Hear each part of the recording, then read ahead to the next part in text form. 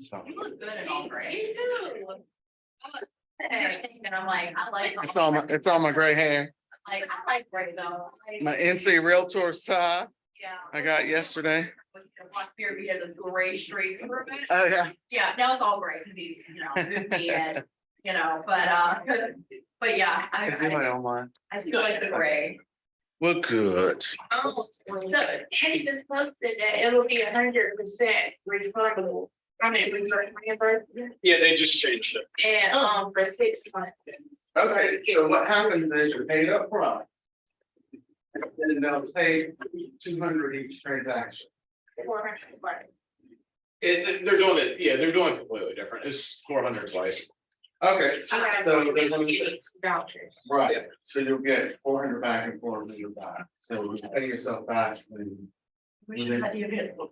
Yeah, so it's not gray, well, that would have been. But you do the 801. You pay the 800 one time. And then you'll get it back. In two. Two installments, $400. But I'll assure you. And I'm not one to support credit or borrowing money. This is what's in my thing.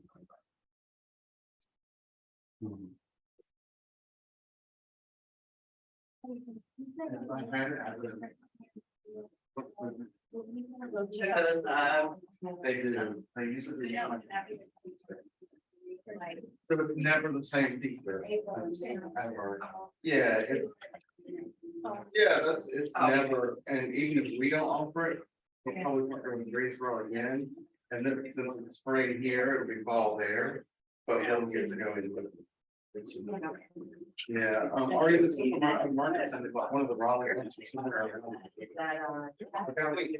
There's 5 of them doing it. Yeah, so there must be a Durham one. I can ask them, Grace, if their office is doing it. Yeah, I like it. Right. For. Yeah, but there always is a fall one, but my guess is. Since we did it here in the spring. Maybe that's just a guess. Well, I know it's this one, yes, there's a Wednesday from 9 to 2:30. For 8. And then it, April 5th through May. Morning, how are you? Good. You're good? April 5th through May. Something, it's on my calendar. We give you this lunch every time, there's a sponsor every time. Hey, if anybody comes in, can you let me have that?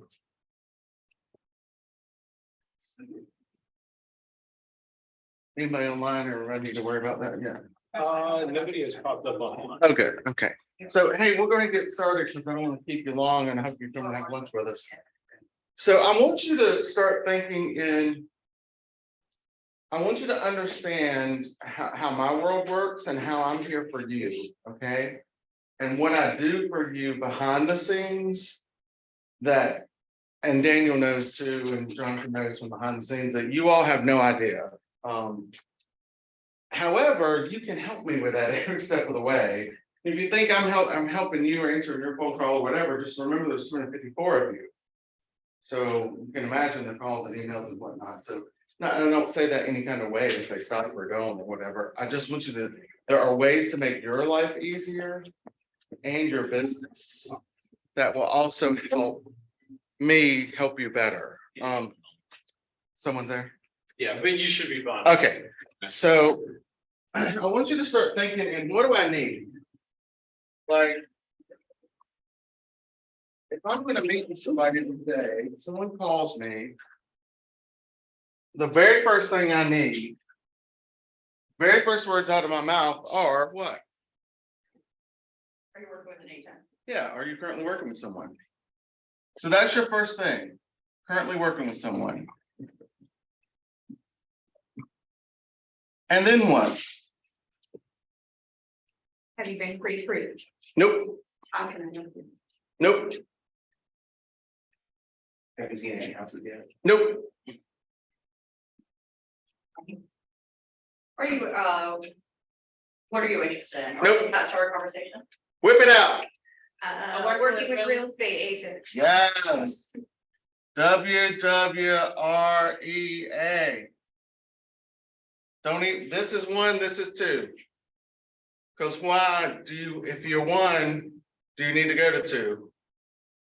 Because you are getting fiduciary information. Absolutely. The moment they're gonna say, oh, I've been saving up, what, you've been saving. You just told me something that's part of a transaction. So don't even let, have you seen other houses with anyone else? That's fine. It's part of this currently with someone. Have you signed anything at other agency or office?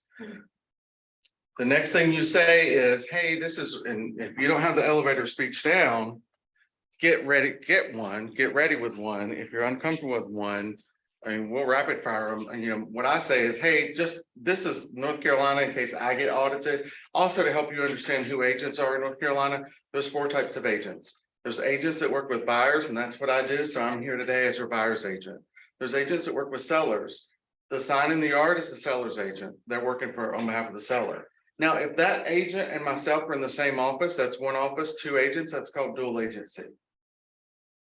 Also, if you called the seller directly and the seller showed up to show you the house today, that's one office, one agent, both sides, buyer and seller, that's dual agency.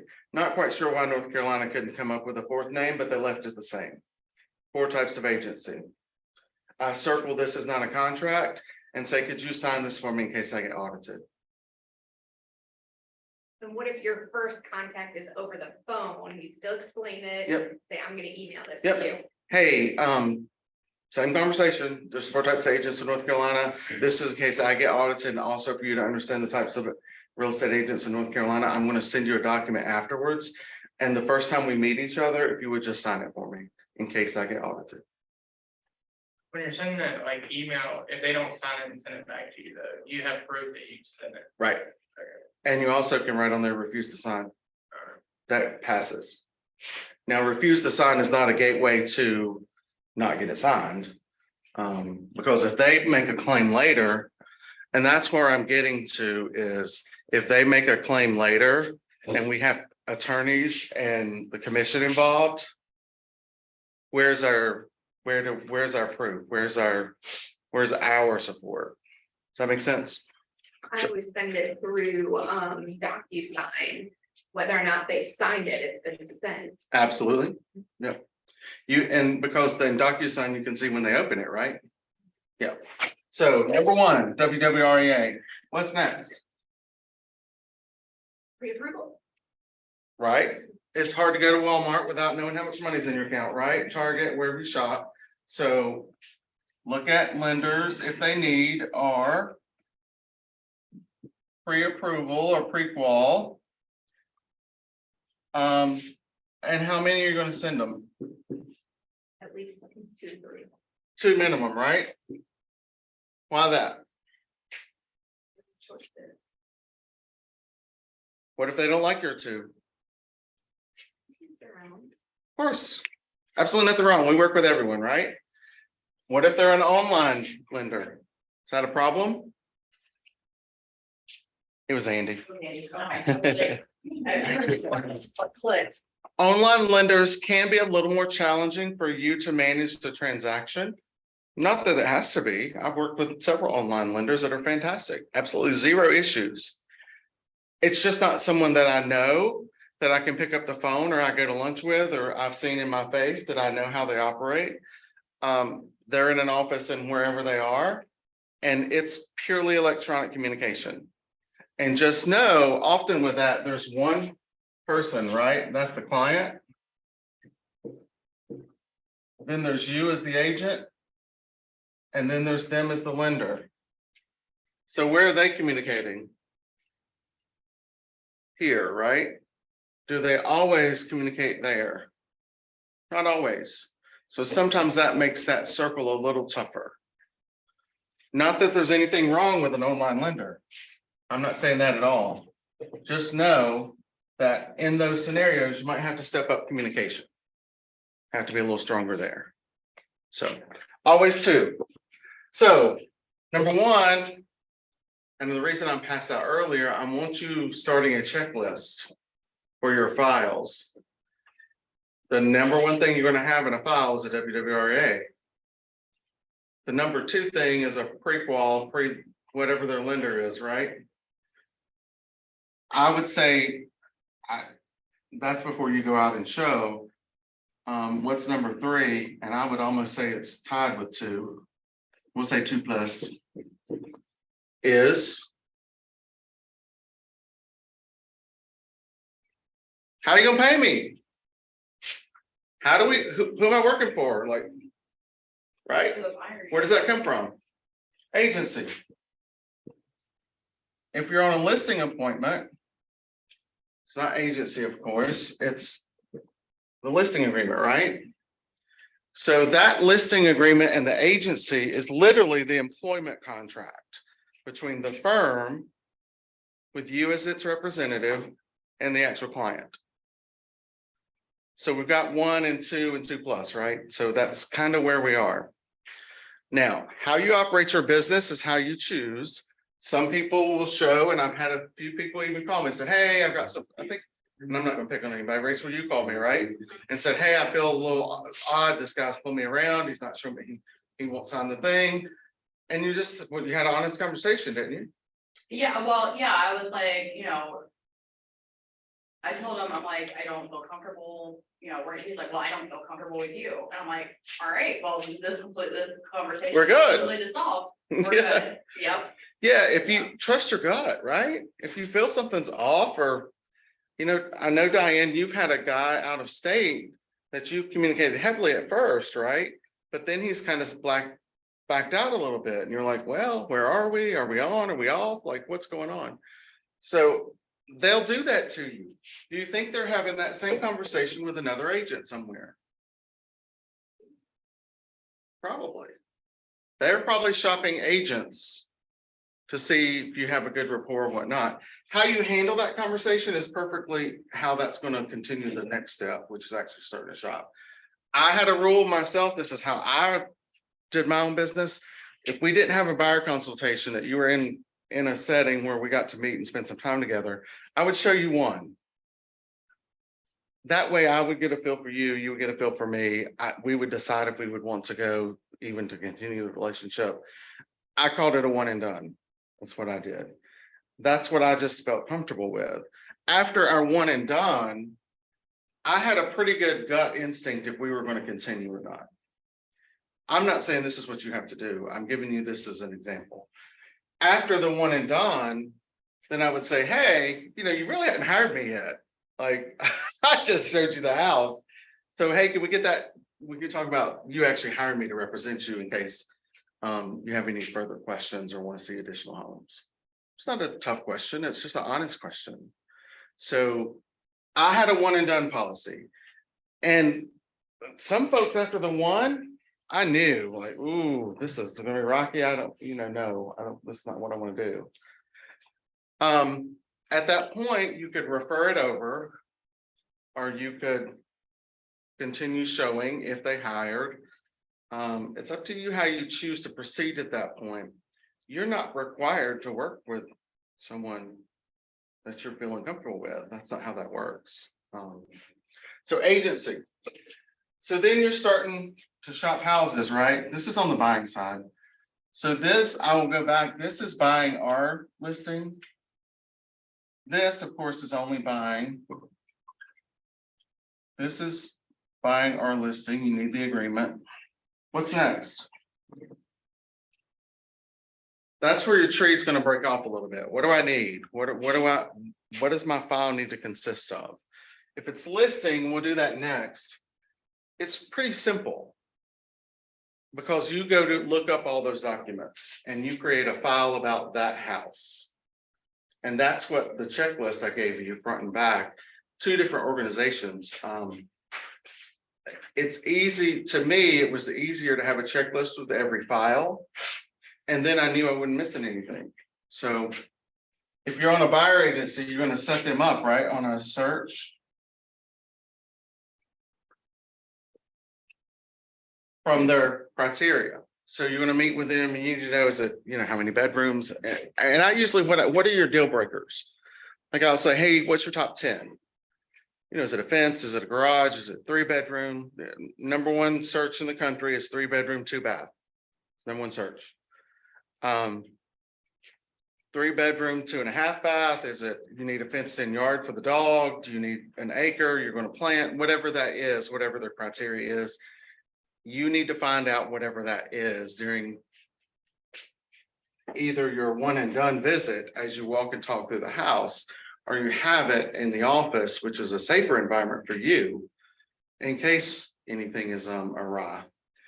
And then you create kind of a checklist of what their search is, and that's where you're going to create the search. There's a couple of places you can do that. You can do it in the MLS, right?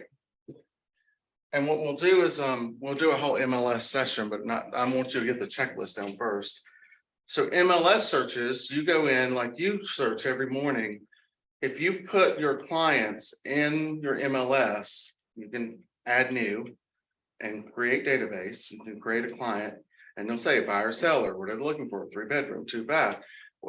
As you search every morning, if you hit save search at the bottom and you assign it to a client. So when you get the search emailed every day, it also emails them. So you're not, it's like the rotisserie oven, set it and forget it. If they're in the MLS, it does it for you and notifies them. I've got folks in there right now that say, oh, thank you so much for sending me 123 Main Street. And I'm like, 123 Main Street, what did I send you? It's my MLS search sending it. I copy myself so I know what was sent every time, so that I'm not completely blind. So in the morning, I just hit that hot button list to see what I've sent or what the system has sent. The other spot you can do that is where else? Yep. I'm not the guru of command. That person is. And we know this is where they should go. We're start to finish, left to right, top to bottom, right? This is only for the house itself. So this is not getting you anywhere other than discovery, finding the property, searching what's available, what's come on, that kind of thing. This, however, is everything. So this command will also do this, right? And we only drawback to this one is if it's multiple MLSs, like here, we're a little trapped between triad, elements, and triangle. They might get 3 emails for the same property. That's the drawback to that one. So they think it might be, oh, I got 3 houses this morning, now it's 1. Same thing here. I'm a member of 5 MLSs because we've got agents in 5 different ones. Actually, a 6th one now. If I set someone up on this MLS search and if the house is in all 6, they're also getting all 6 emails, right? Because this is 1 email for triad, 1 for triangle, 1 for elements, 1 for orange chatham, one's for, you know, all the MLSs will send out different ones. This is purely if you, I would say it's very primary or very low level search, because the MLS is specific to that area for the most part, except for in our case where you've got 3, you know, agents serving the whole section, you got 3 MLSs. This one though is so much more encompassing. Even if they can't find anything locally, and that's one of the major issues right now is inventory. So they're having to stretch out and spread a little further than what their normal search would be, right? So this allows them to spread and search, even though you might not be a member of multiples. So just know there's a couple of ways to get them to start searching. And then they found the house and what?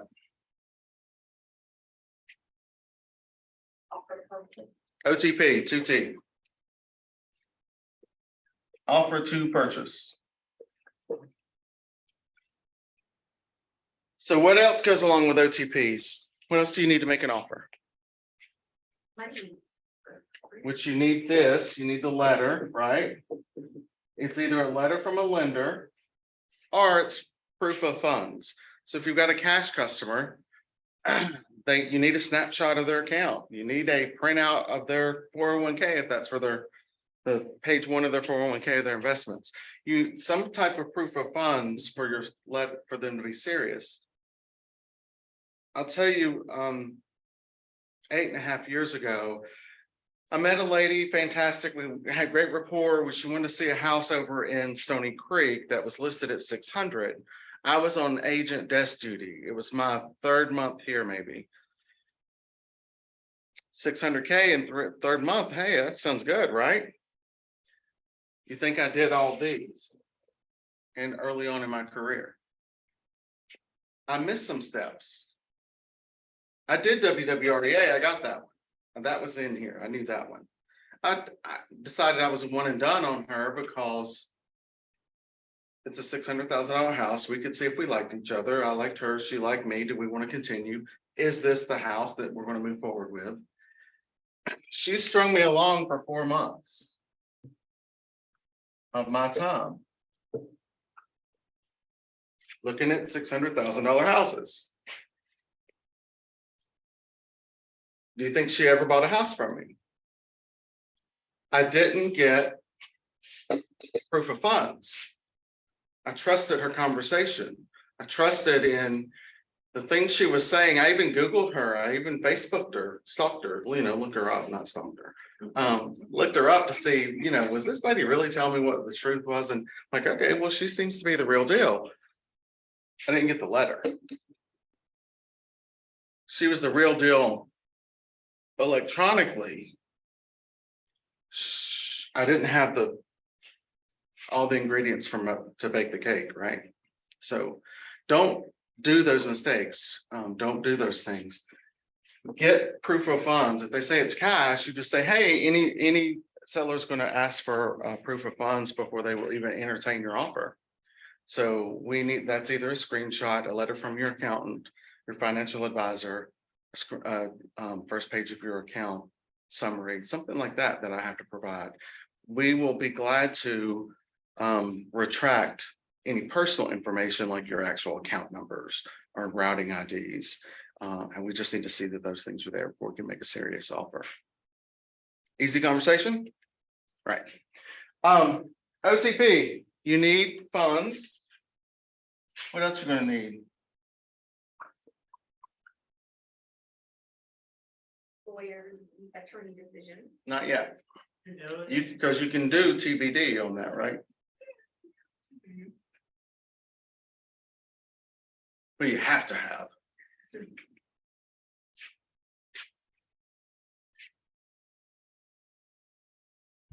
OMG! You'll never forget. MOG, right? I call it the OMG. You'll never forget it that way. You need the mineral and gas. Or in my world, it's the OMG. What else do you need if it's that? Yeah, you need the RPD, right? Side note, that's getting ready to change slightly. The commission voted, what is this, April, March, February? They voted to add some things. They're switching up the RPD a little bit. They're adding some things about material fact and disclosure around flooding. Has there ever been water damage? Have you ever had an insurance claim on those forms? Now, still the same criteria. If you can check yes, no, or misrepresentation, no representation, misrepresentation. But they are digging a little bit into, hey, you really need to disclose on this property if you've had some damage from water. Do you have flood? Have you had to ever have flood insurance on this property? Right. And I would say any other. If it's prior to what year, they need a what? Yeah, LBP. If it's prior to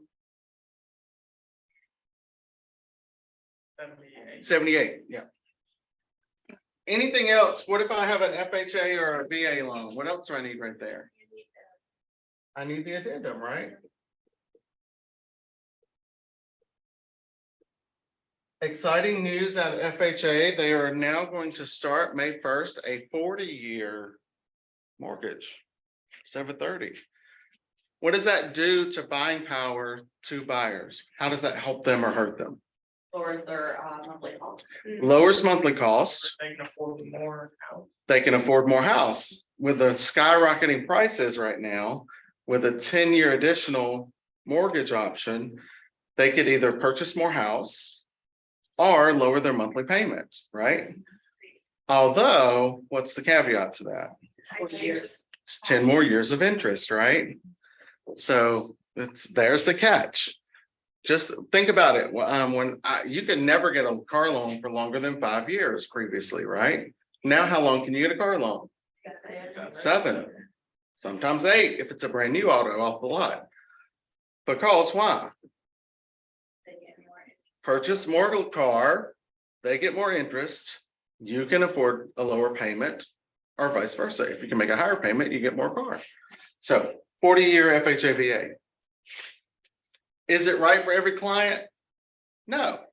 Is it an option in our today's climate of how challenging it is with inventory and prices? And you know how many homes are on the MLS Monday when I looked? Which one? Alamance. Alabama's like 200 and some. I looked one day this week, there was 129 properties, period. When do you think that FHA is gonna? May 1st. Yeah, May 1st. So let's do this math. 129 properties active. And that's an A MLS. How many agents are there in AMLS right now? I mean, at least 200 from our farm. Like 5. How many agents per house?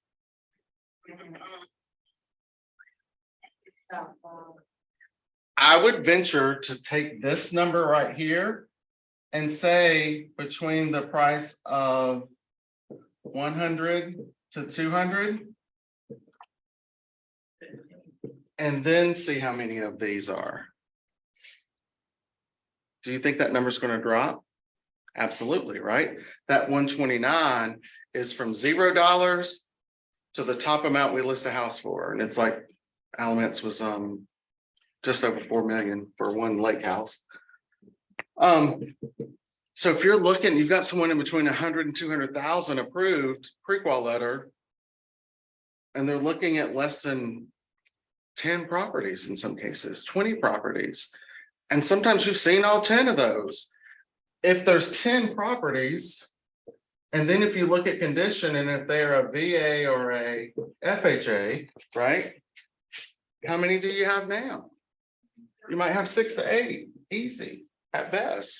I just had a conversation this morning with one of my clients who is low 100s price point and on the border of conventional, and her lender said, if you do this, this, you'll get up to conventional. And I said, you want to do that because it will open up more houses. It will. For you. Yeah, absolutely. If you have a client right now in that 100 to 200 price range, and then they change that to the 40-year in May, that could help them have more properties to do that too, couldn't it? Yes. Because that 100 to 200 with a 40-year might be 250 or 225. I don't know the math. I'm not a lender, so I don't claim to be. I just know that it'll give them more buying power if they can stay the same. So, all right, we got some addendums on there. What next? What's next? Negotiation. Yeah. What you send it over. So we're going to send this over. Addendums, the letters, the loan. Of course, from your person in your OTP, your actual client, let's take OTP a little bit. You need, what do you need? You told me already they need the attorney, Due diligence date, DD dates, closing date. Ernest, settlement date. What else do you need?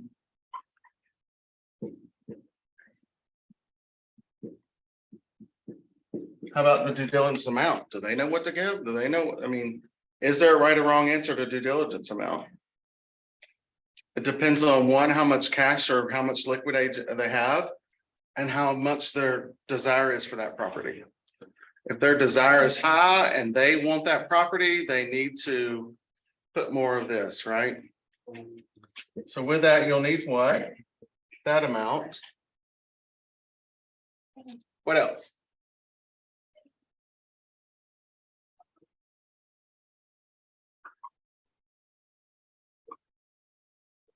What they want. Do they want the washer? Do they want the dryer? Do they want the fridge? Do they want a home warranty? What do they want? You need to know what they want. They want the swing set out back. Real life scenario. You see that cabinet line back there? $1.2 million property, had an ice maker in the cabinet line, just like that one. You see, that's a stainless, looks like a cabinet, right? There was one upstairs in the kitchen, one downstairs in the wet bar, playroom, rec room, right? Two of them in the house. Negotiated, bought, sold, everything ready. They do the final walkthrough. Seller, that is on wheels and rolls out and plugs in behind it. It's not screwed in, attached in, it's on wheels. But it's a cabinet, right? It's part of the line of the cabinet. So who's right in that scenario? The sellers, you didn't put it on the, offer purchase. But there's a big gap in my cabinet, like, Like her. Go buy your own. who's right, who's wrong? How would the buyer know it was on wheels? Good Some question. of them look like they're just built in. you know? Right. Good, absolutely. I mean, our stoves, our dishwashers, they're all on wheels, you know? Yeah, it was the buyer's agent that didn't put it on the OTC. I agree, because if it's obviously or would reasonably be a fixture, but what's it worth to try and chase it down? You should have put it in the offer. So How much are those? Do y'all know? Expensive. Ain't cheap. it's better just to write it down, though, so you don't have to. Right, yeah. Ink is a lot cheaper than buying one of those, right? An agent just bought two of those, I can tell you that. They could try to chase it down, they might get it. Because it's arguably a part of the fixtures and everything, but I don't think many people are gonna do that. Welcome to my world. Which side do you think we were on? Wrong.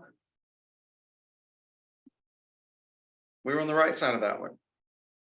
Our owner decided they wanted the ice machine that was theirs. It was on wheels. They unplugged it, rolled it out, put it in the van. Moved it to their new house. The other agent frantically called the day of the walkthrough, wanting to know where the ice makers were. At their house, their new house, right? So what they want, even if it's not on the list, you need to put it in there. I will say, just as a bit of advice, sometimes lenders, it gets a little muddy if you start listing lots of stuff, like, oh, I want the ice maker, I want the couch, I want the TV, I want the. And at some point, you're asking for personal property to be factored into part of the price if it gets too way out there, right? So just be careful that a personal property, you want to negotiate really outside of that. Other than that's not unreasonable to ask for an ice maker that's in my cabinet line. I do think you'll see ice maker added after I contacted legal at NC Realtors when the forms change. This is not a normal, that's a new technology item, right? Think about a Nest thermostat system. They're not cheap, right? How much are they, Daniel? You probably know. Normally about 200 months. So people want those things, right? They want you to leave them. They want to hook their phones to them. We had to change the contract when Ring doorbells came about. What were sellers doing? Taking them with them. So technology has dictated some of the forms because folks were, the doorbell's screwed to the wall outside. What do you mean you took it? Easy switch over. Yeah. So as a listing agent, let me give you some advice. If you're taking it, take it down now. I don't want it in a picture. I don't want to advertise it. I don't want the buyer to even ever see it. Because if they see it, they want it. The moment you tell somebody they can't have something, it triggers them inside. ooh, this is a game I want it, right? Take it down. If you want grandma's chandelier, put grandma's chandelier in a box, take it down and put up the one from Lowe's. Don't ever let them see it, because I guarantee you 8, 9, 10 out of 10, that's the one item. Even if you put it in the listing agreement, grandma's chandelier in the dining room does not convey. What are they gonna ask for? Grandma's chandelier in the dining room, right? Because what? In a negotiation. You want to feel like you won. Yeah. I got them to cave on that chandelier. I'll give them $400,000, 50,000 over list, but I got that chandelier, right? They want to feel like they won something. So that's the feel good moment. I won. That's the endorphins release that I got it. Listing agents, I'm gonna take it down now. Don't even let them ever see it. So you need to know those things and be specific. I'm seeing a lot of contracts, you are writing stove and dishwasher. You don't have to put those in there. Those are legally a part of the house. If they're specific, I want the Whirlpool 9000 stainless fridge door. If I just put fridge and they've got the Samsung with the hooks to my phone and shows me at Lowe's what my grocery list is and all that. Did I say that or did I say fridge? Can you say as during the viewing? You can. If it's that specific, I would say, hey, Samsung stainless fridge present on day of showing. Another scenario. We got a house right now. They were offering a what? Carpet was horrible. Absolutely horrible. Every single showing, the feedback was carpet, carpet, carpet, carpet, carpet. Every time they got a showing, nice house, carpet. How many times do you listen to that before you say, Mr. Seller, I got 10 showings and all 10 say your carpet sucks? I think we might have an offer if you do something about your carpet. So Mr. Seller did this. I'll just give them 2,000. They can buy whatever carpet they want. And the showings continued and what? Carpet, carpet, carpet, carpet. Mr. Seller, we gotta do something about the carpet. So what does Mr. Seller do? Takes the carpet up. What's under the carpet? Subfloor. They can pick whatever carpet they want. He takes that up on a Tuesday after weekend showings. Someone saw it on Saturday. They make an offer on Friday. What just happened? The carpet is off. They love that carpet. What happened? You tell me. This is my phone call conversation this weekend. They just went from a house that was moving ready to die. You know, You know, it was You're getting $2,000, pick your floor. What's your problem, mister? Yeah. I'll throw one on top of it. What type of loan is it? oh, no. Oh, Now what? gotta be done before. It won't close. Yeah. Now what? Gotta get carpet in there. Yeah. Who gets to choose the carpet? You have to be the seller. I don't like that carpet. I know how this works. Unless you have a nice seller who's willing to let the buyer pick. Are they allowed to discuss that through the agents? Like the seller would like to choose one of these three, what do you think? And then we I was gonna say- You can ask. What happens if the whole thing dissolves after they pick the carpet and put the carpet in and it's an odd color and somebody, like they picked up for them specifically, not like a blanket color? What's the first thing I said? What do you think's the first thing I said? Put the whole carpet back there. No. Change your listing and remove that $2,000. Because you're no longer offering $2,000 floor allowance, are you? You're fixing the floor. What if I fix the floor and that's still in there? Who gets $2,000 The buyer, from? the seller, You think they're happy? no, it's too complicated. Who do you think's buying $2,000 with the carpet? The seller. Agent. Seller don't type in an MLS or listing agreement, right? Okay, don't you love it? All right, so then we're gonna negotiate. What do I want you to find out about the house? Are y'all good with this? Am I all over the place? Is this like chicken noodle soup? Stop writing. I'm not gonna-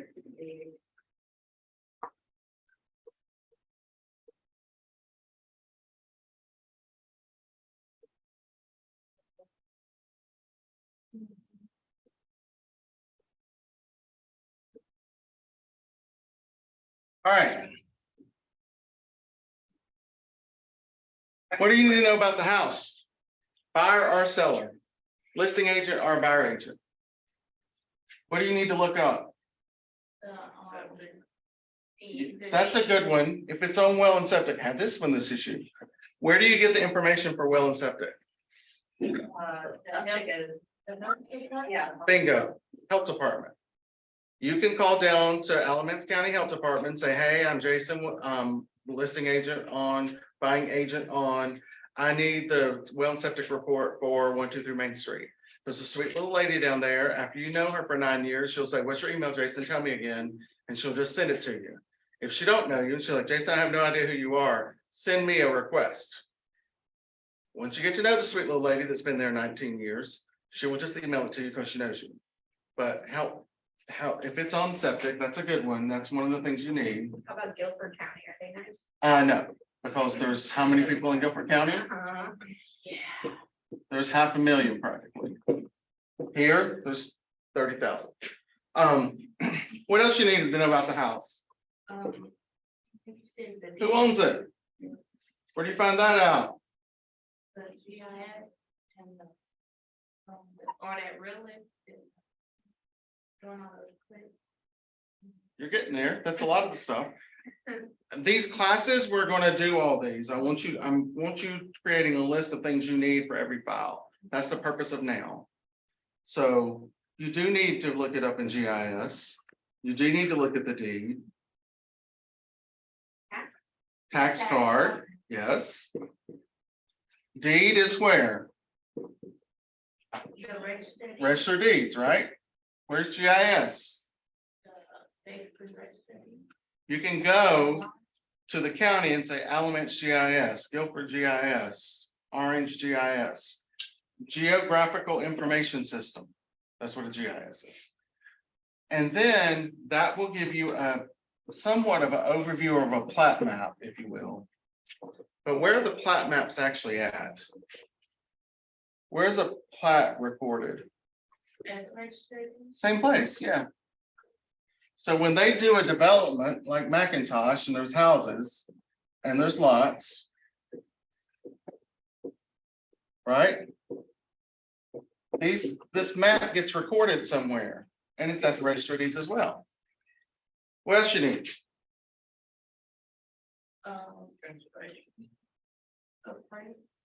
Not yet. Restrictions, HOA, that's a good one. Where would they be? Register of deeds. Is there a way to pull all of the paperwork on property? To know that you've seen a lack thereof restrictions? Yes, but it's you digging. Okay, can you like, because I found that there's, you can search by name. You can search by name, you can search by parcel, you can search by deed book, like One there's, or the other every time. right, you can. Don't worry So about if it. you want to look at 123 Main Street to see if they have deed restrictions, how do you do that? You would have to, if you know the deed book, you could go to deed booking page. Okay, If you know the development, you could go to the business name, subdivision name. okay, That's where you would look. The deed register of deeds is a little bit wonky because it's data and data's wonky. So register of deeds, think the Dewey Decimal System at the library, so I think. not Google. I'm reasonably sure that there is a restriction. How do you be reasonably sure that there is not? Often there'll be restrictions on the deed itself, But if it's in a planned development, almost always there will be some type of restrictions. Okay, so that's. I've If it's a seen- freestanding out on Main Street, there's probably not. Well, that's, yeah, but I don't want to, what there is, right? Like, so if there's a deed that is, they'll say that little blurb, it's a little one line that says, subject to any restrictions there, but they're not gonna tell you what they are, if they are any. True. And then if it's not a subdivision and not an HOA, but there still could be a restriction, how do you find it? Only then would there might be restrictions from the county or city. So. or- So the ordinances, right? So. So Good that's- question. That's good, then. And we'll play in deed book, and literally, y'all, register of deeds is very, and I'm telling you, it's wonky. But just like you said, you can't search. I know the owner's name. And I know that the deed book and page, so that's two search criteria, right? You can't use them at the same time. Right? So you gotta take one out and you search for that one and find it. And print that one or screenshot it, save it, whatever you do. But then you gotta go back out and take that out, right? And you gotta put the other one, and search it, find it. It's like Hansel and Gretel. You gotta drop the trail and go in, and you get what you want. Then you gotta go back and pick up your cookie pieces and change it and go in. So again, register of deeds is wonky. It's not search friendly. You can search by property address and see, like, these are all of the. Yeah, and it's also, think about using a pen pad to pay for things, because every retailer have the same pen pad. Same thing registered deeds. You think they're all using the same online system? No. So that's why Orange County might have the Cadillac and Put in the pin up, see everything. Yeah. Chatham. The attorney has to physically drive, or Caswell, they physically have to drive up there with the paperwork and say, here, record this. Some attorneys won't even close there. Because there's no one on their staff that's driving up there today. It's because it's not all the same. What else do you need to know? I just clued you in. Flood map, NC flood maps or FEMA flood maps. Google it, and then you can type in the address and find it. Because made an offer on a home, house was not in the flood zone. Part of the lot was. That flood insurance, the cost of it is so high, the client no longer qualified for the house. Because they didn't factor in flood insurance. They factored in home insurance, not flood insurance, which is crazy expensive. Why is it so expensive?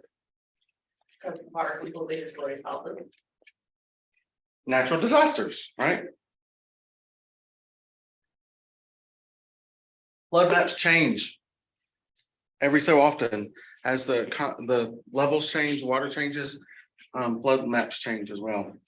Also, construction, if there's been construction, The runoff will be yeah, the different. runoff changes it. So you see, you're creating a file on the house, whether you're a listing agent or a selling agent.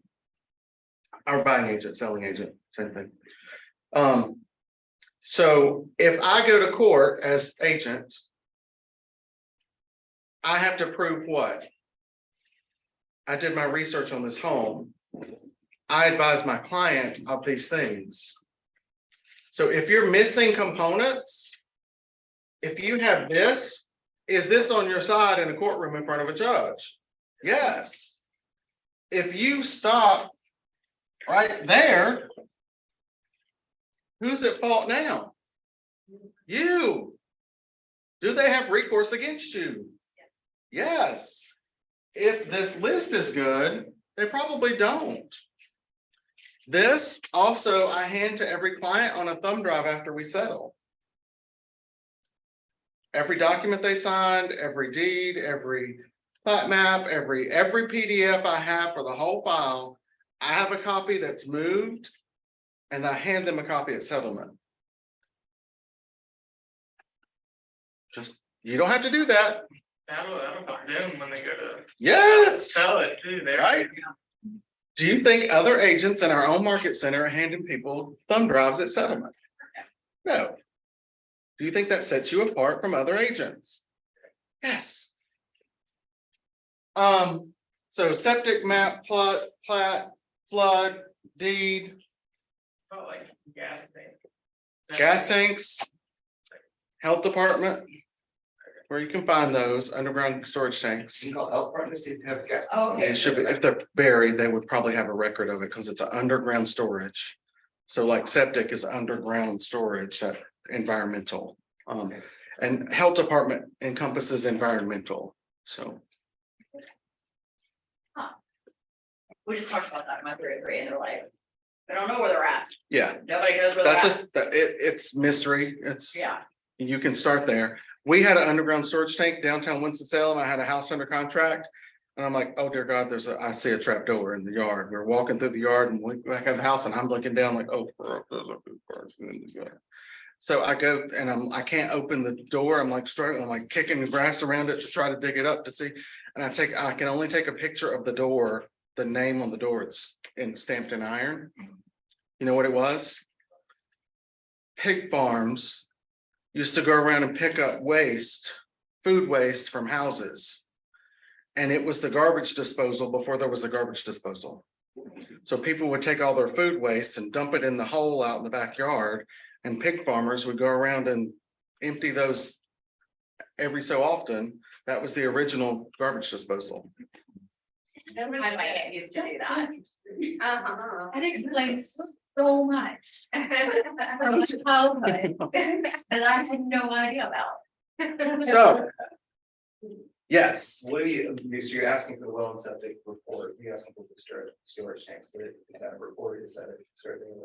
for the most part, they're mostly on farmlands anymore. They're rarely any around.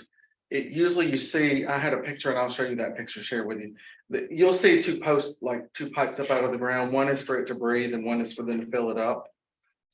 Often where you'll find them now, and at least in the city limits, because most of them are gone. They were for heating fuel, to fuel the boiler in the basement. So I just sold the house, literally my last transaction before I came over here, there was a oil tank in the ground.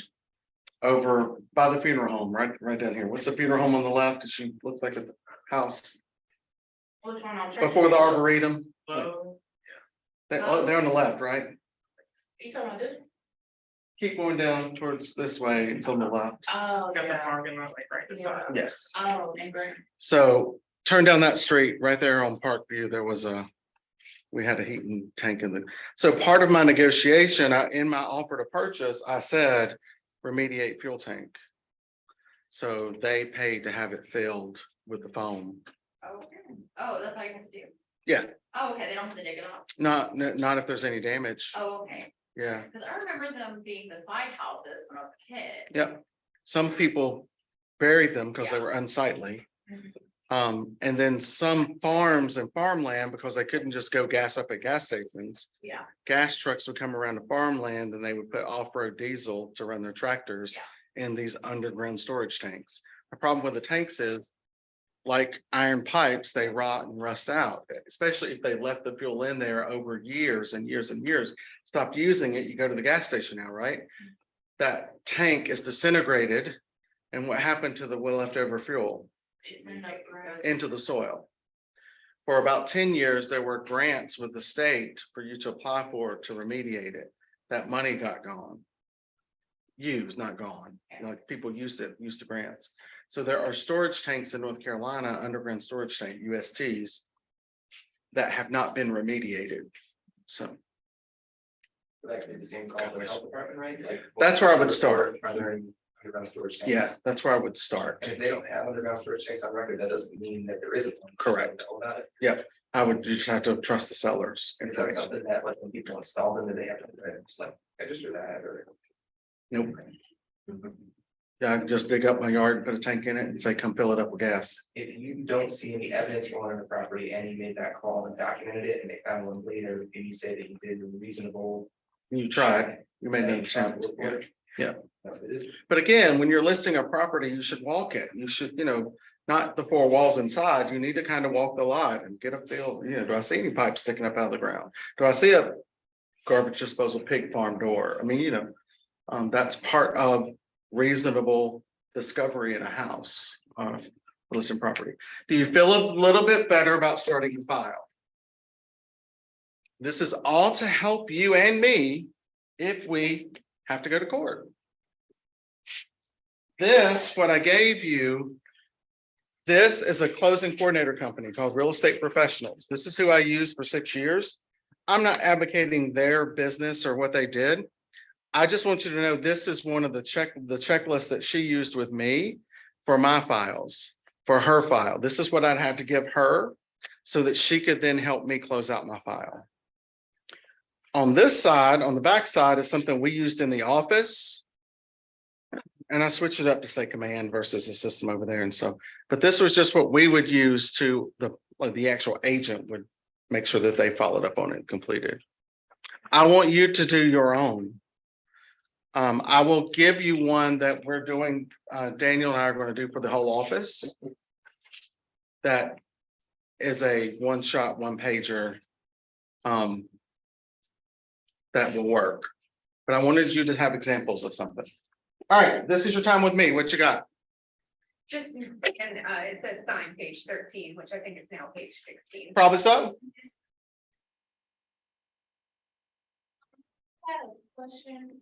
Yep. So like, I'm working on a closing part and the seller just offered 2,500 in concession. Yep. So I have to put it in the board. Yeah. So a couple of things. Once you do the OTP, right? And then if you do an inspection, whatever else, and you want to do a DDRR. That is a due diligence repair request. So that's where you are going to, hey, Mr. Seller, this is where all the things we want you to repair. There are options on there for a blank for repair, like a checklist of repairs we want. There's also an option for money. And there's also an option for, is there an output for an extension of time? On that one? Yeah. Yeah, thank you. You fill this out and send it prior to your DD ending. If DD ends Friday at 5, don't send it Friday at 4:30. They can't, you're not giving them time, right? So give them a couple, 3 days to look over that list. It's perfectly fine. You might ask for a list of repairs. And just like you said, they come back and said, what, we'll offer you 2,500. Is that what they said? Yeah. So now what do? You can change this DDRR to say this. And send it to the attorney and to the lender. Sometimes if this amount is a lot, the lender might say, what? Wait a minute, what's wrong with this house? I just got $22,000. You think I told the lender we've got 22,000 in a, no, repairs, no. I went to amendment of contract. Okay, yeah, because that's what she told me to do when Yeah. I sent it to the coordinator. We did it down first. And I took it from $0 at settlement to 2,500. Okay. That looks like you are. They're just paying for some closing costs. Nothing wrong here. We just negotiate a little further. Nothing to see here, lender. We're negotiating. What else could you have done? Rewrite the whole thing. Nope. Update page 1. Um, You don't have to, once you get a contract, 1 through 16, if you want to make a change, you can do an amendment to contract. Or you can say updated page 4, like if you pick an attorney. Updated page 4 and put the attorney's name in there. Both people initial. Contract is 1 through 16, page 4 overlays this one by date. So I can update page 1 to change what? Price of the house. So if we offered 100,000 and I got 2,500, I might update page 1 to 97.5. What does that also do? Just be careful with this one, I'll tell you why. It drops what? This. It also does what? Changes the loan amount, right? What does that also do? Change escrows. So which is this scenario, do you think is the easiest and best way to get out of here unscathed? This one. Cleanest and easiest. Remember the contract. What if you ask for money for closing already in your contract? Can you ask for more? Yeah.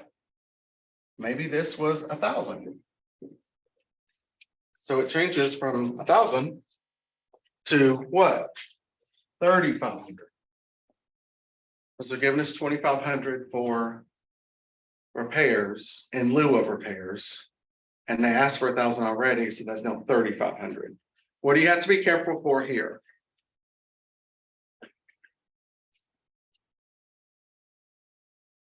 Say that one more time. What do you have to be careful for with the amount of money a seller can contribute to closing? Something to do with the loan. Yep. There is a maximum amount that a seller can contribute to the settlement of a home based upon the loan or the lender. So you need to ask your lender, hey, run the math, what's too much money? It's usually a percentage of the loan amount. So if it's 100,000 and it's a 6%, they can't contribute more than 6K. So don't be asking for 7K, because what happens with the $1,000? Seller keeps it. You might have asked for 7, they may agree to 7. Max is 6, they can't get 7. So don't be asking for more than they can get. Because what has the buyer done? They're mad about the $1,000 not going towards, right? So check with your lender, maximum amount a seller can pay for closing costs. It varies amongst the type of loan, type of lender. Some people have different limits. And why would that be? Because one, if the buyer can't qualify, the lender wants the buyer to have skin in the game. They want them to have a 3% down payment on the FHA.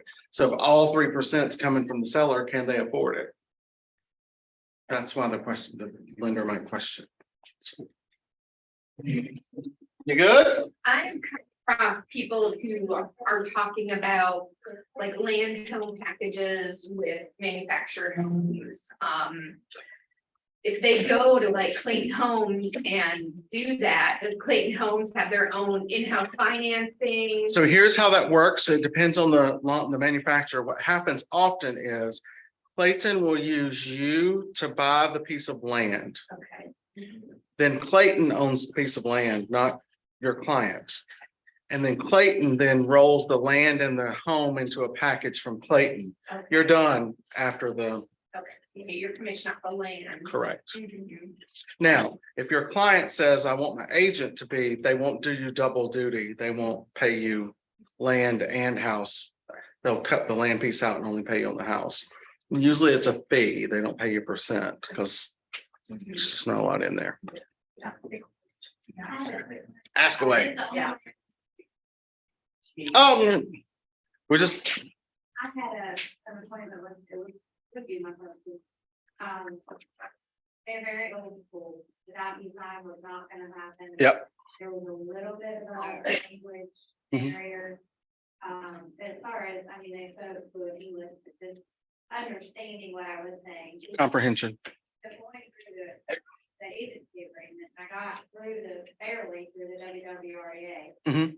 But I had to leave it with him, because halfway through, all the questions became overwhelming. I could see that he was getting. For them or for them? Okay.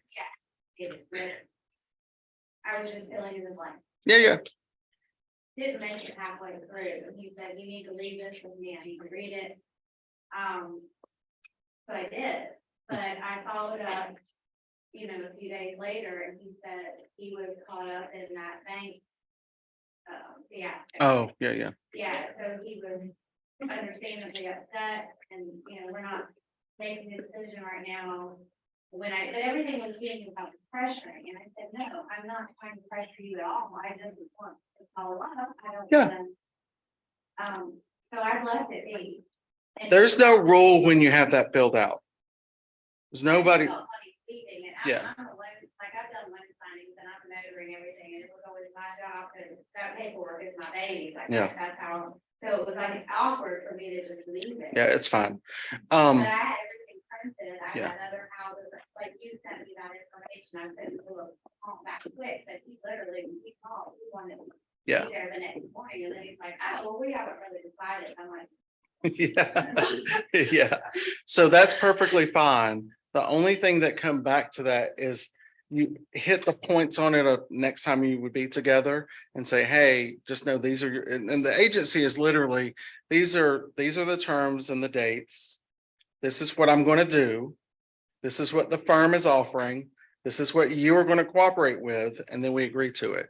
So it's really just, and a lot of it's legal jargon back and forth, so we don't get sued, but oh, but it, Yeah. when he started to just flip, kind of switch on me, and just all of a sudden felt. yeah, pressured or overwhelmed. Yeah, Here, I'm yeah, work. yeah, And I just kind of, Yeah. I would walk around, I didn't have the photography, I had spoken to the photographer. but Yeah. I just felt like we wanted a big picture. And then he was vice president, bakery, was very awkward. yeah. So the only thing is you cannot list a house without a listing agreement because you don't know the price and the term. So yeah. Yeah. Buyer agency, you can do it. There's no, you technically the only legal law to buyer agency is time is you can't make an offer until you have one. Because if you write an offer without buyer agency, there's no agreement for payment for services. So you have to have one in place before you make an offer. So I say get it early and out of the way. So you're not like, oh, here's buyer agency, here's offer to purchase, here's 7 pages, here's 16 more, here's 4 more in addendums, so I would do it along the way so they weren't as overwhelmed. But technically there's no rule or law to it. I mean, you can send them all those documents as a package and say, hey, these, because you're supposed to give them a sample OTP, a sample home inspection, a sample pro services. Yeah. Hey, I want someone to talk to me. Scrambling, moving everything around. Mhm. On Sunday, and all my staff showed up for work, so I could make it. Right, yeah. It would stay at home, but, I just, I gave him everything, but I gave him everything, so I left it. So if we communicate again, I'm gonna just probably start over. Yeah. Because he will not do the email, the DocuSign, Yeah, that I've got people that I've had to meet them at wherever and sign on the hood of my car because they don't do electronic. Some people don't trust it. Like, ooh, I don't know where my signature's going. You can do anything with my signature. And they want to see in, blue ink versus black or that's perfectly fine to leave it. You have to have a signed copy before you could make an offer or a signed copy before you could advertise the house. Kind of lost as to whether to reach out to them. Yeah, and that, if someone contacts you for services, how long can you interact with them legally? 6 months. So you can put them on a rotation, drop them on a drip campaign, leave them alone.